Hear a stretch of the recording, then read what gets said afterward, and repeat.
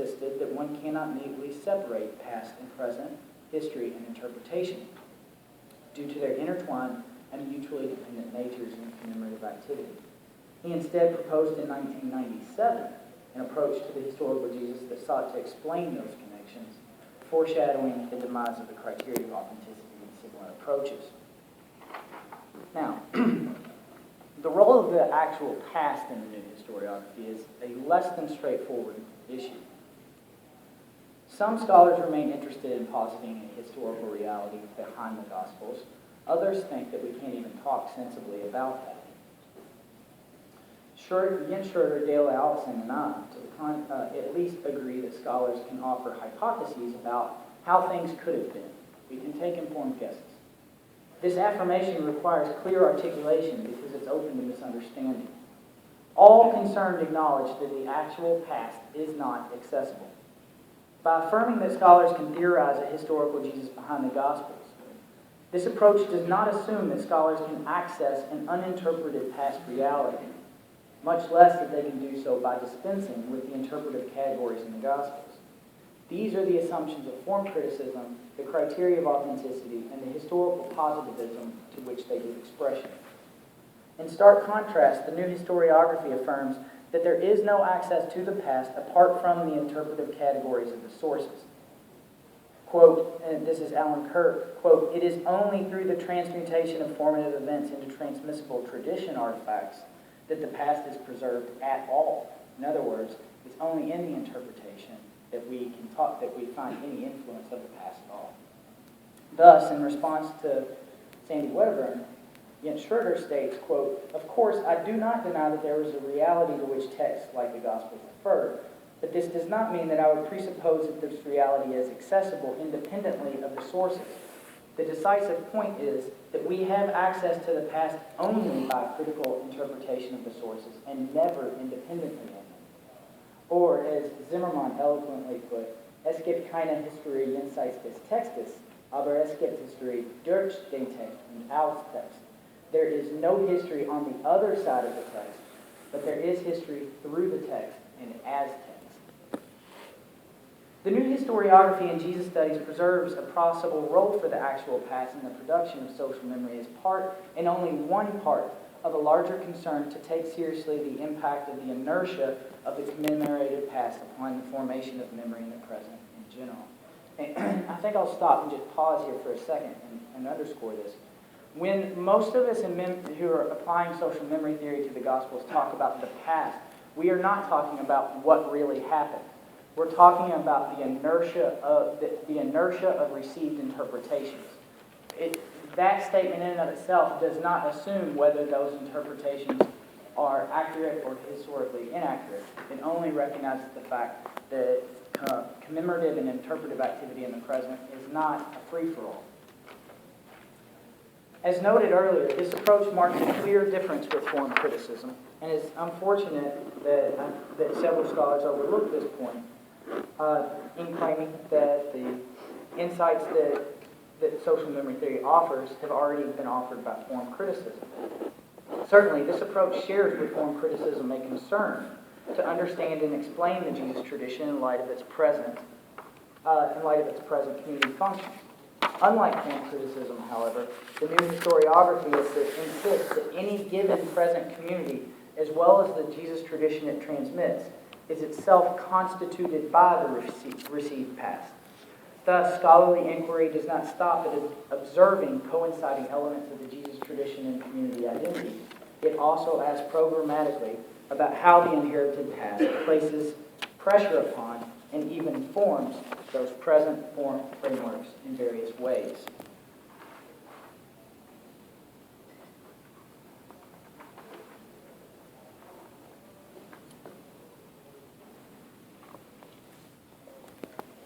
I want to make a transition to a discussion of the historical reliability of the Gospels, but I also want to make a statement in light of the rest of our discussion. Zed and Paul have both pointed out that some scholars use social memory theory and what looks like attempts to affirm the historical reliability of the Gospels, and I have no qualm with that. I agree. I think that they're right in pointing out that some scholars do that. But I want to emphasize that not everyone does, so I'd like to provide some quotations here. Jens Schroeder says, quote, "It is not the sources themselves which tell the historian what he or she has to say," end quote. I have written, quote, "This methodology does not comment upon or assume the historical reliability of those perceptions at the outset," end quote. Alan Kirk has said, "These mnemonically shaped Jesus traditions give us no royal road to the historical Jesus," end quote. Dale Allison has said, quote, I should emphatically add, urging that all stories in the Gospels must be historical," end quote. And Sandra Hubenthal has said, quote, "Reading New Testament texts as communicative Gedächtnis means that one cannot presume to know exactly how the events memorialized in the text really took place," end quote. As this discussion has revealed, undoubtedly the greatest source of contention between critics and supporters of social memory theory and gospel scholarship has been the employment of the theory in arguments for the historical reliability of the Gospels. Bauckham, Bachmuel, Keener, Geiger, and others have appealed to memory studies and arguments for the general historical reliability of the Gospel tradition, or at least the fact that it goes back to eyewitnesses. Foster, Crook, and others, Wedderburn, have countered that memory studies either fail to favor the historical reliability of the Gospels or, in fact, favor the historical unreliability of the Gospels. In light of these claims, I need to reiterate that the majority of scholars do not use it to those ends. And so I want to close on a statement about what it actually does. Social memory theory makes a definitive contribution to the new historiography in Jesus studies, but fanfare and fears of its implications for historical reliability have at times been equally misplaced. Pronouncements on the historical reliability of the Gospels remain as anchored in scholarly argumentation and proposals for plausible historical scenarios as they always have been. What's new in the new historiography is not the conclusions that scholars reach, but rather how scholars use the extant sources in reaching their conclusions. The new historiographers no longer see the Jesus tradition as we have it in the Gospels as the raw materials with which we start and then must purify down to historically useful data by separation from early Christian interpretation. The tradition is now viewed as a finished commemorative product that need not be dissected so much as accounted for. Thank you.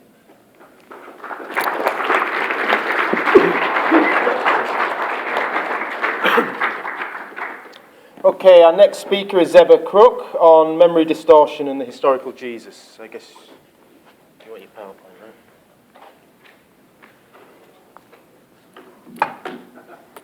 That was a great start, and I'm very excited and honored to be here. Unlike some of my this hallowed panel, I'm a newcomer to memory theory. I have to start with a deeply shameful confession that I am the illegitimate love child. Come on. This only works. I'm the illegitimate love child of a long-standing love affair between historical positivism and the Jesus Seminar. As with all parentage, this relationship left an enduring impact on me.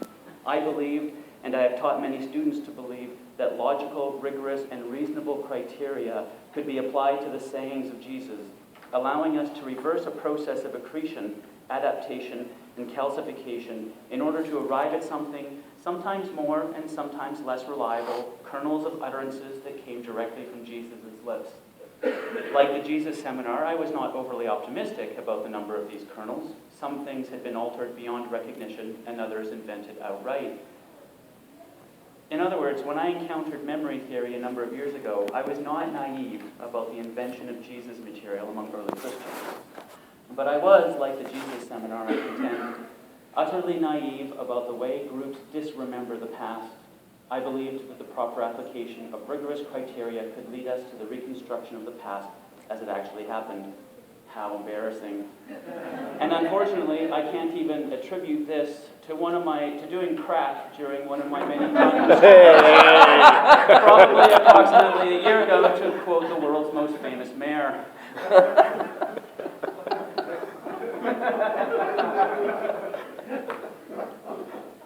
As memory theory has entered into New Testament studies, a few shifts have emerged. There are some New Testament scholars who find, as you heard just from Chris, who find in memory theory cause for confidence in the reliability of the Gospels, McIver, Dunn, Keener, but others are decidedly more pessimistic, Kelber, Kloppenborg, Dooling, Williams, and Allison. I count myself obviously among the latter group. In defense of the former group of scholars, though, the transition in memory studies from confidence in memory, or thinking about memory as a stable process involving the straightforward retrieval of data from our memory bank, has been a slow one. What has replaced it in so very much work on memory in the last 20 years is the position that memory is not something that is retrieved, but something that is reconstructed in every act of remembering. And it is in this act of reconstruction that memory is prone to distortion. All memory theorists who work on distortion are quick to point out that to say that memory is prone to distortion does not mean that all memory is hopelessly distorted. But it does mean that the problem of memory distortion cannot be ignored, which prior to 1995 it more or less had been, and in biblical studies still commonly is. I would contend that scholars who think that memory theory confirms the reliability of the Gospels have not adequately engaged the literature on memory distortion. It is not the case that there is only one way to respond to memory distortion, as can be seen in the thoughtful work of Anthony LeDunn, Chris Keefe, Tom Thatcher, among others. But it is the case that the characteristics of memory distortion are every bit as sobering as Dale Allison recently lamented. Memory distortion matters, but it took scholars a significant amount of time to come around to this fact. This is likely because it is a human tendency to trust memory. Memory is so related to our perceptions of ourselves, the world around us, and our place in it, that our memories normally feel strongly and reliably rooted in us. Recent work in memory theory has been challenging this notion. A decade before the serious work on memory distortion began, Hobsbawm and Ranger presented a short collection of essays on the wholesale invention of tradition. The essays in that volume focused on the British Commonwealth, from Highland and Welsh culture to Indian and African colonial experiences. Together, these essays reveal that time and again, from location to location, traditions, quote, which appear or claim to be old, are quite often quite recent in origins and sometimes invented, unquote. The mid-1990s saw a veritable explosion of work on memory distortion. I shall build the conversation around the study by Roy Baumeister and Stephen Hastings, even though theirs wasn't the earliest, because theirs has a structure to it that others often lacked. Baumeister and Hastings offered a perceptive discussion of how groups distort the past. Their particular interest concerned the manner in which, quote, memory can be manipulated for the purpose of collective self-deception, unquote. Centrally important here is the agency exercised by groups in manipulating memory.